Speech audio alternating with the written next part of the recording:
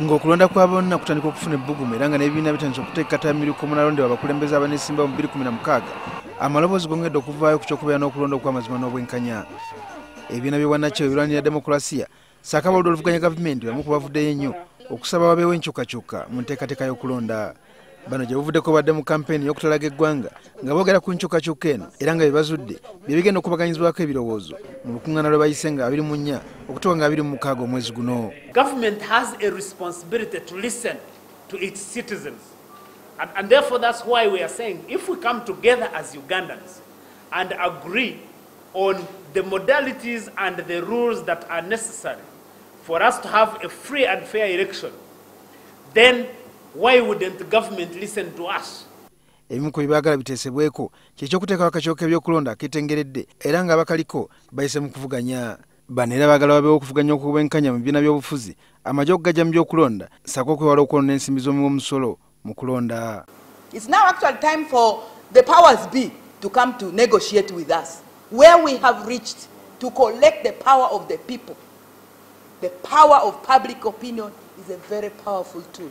So we believe in it. It's a constitutional right. We are ready whatsoever to face so that we deliver for our children, for our grandchildren.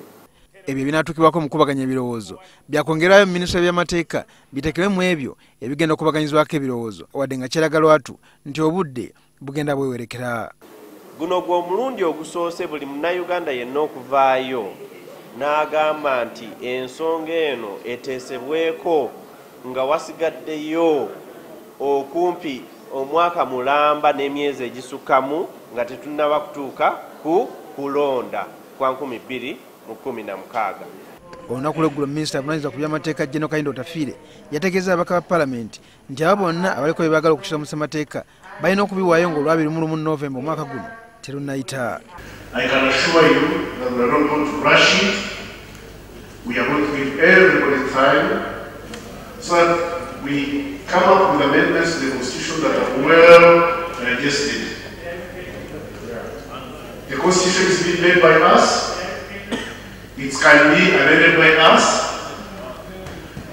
And it's us who will own it and live under it. Waliwo okutya mu bwoludde oluvuganya gavumenti nti enkyukakyuka mu ssemateeka naddala mu by'okulonda ziyinza obutabaawo okujja nga baddewo obwangu obukolebwa ku nsonga eno. Kyokka wakyaliwo okwebuuza obanga gavumenti enekkirizamu ebyo bannakyewa n'abaludde olwabula gavumenti basaba ng'okuteekawo enkyukakyuka mu kakiiko k'ebyokulonda.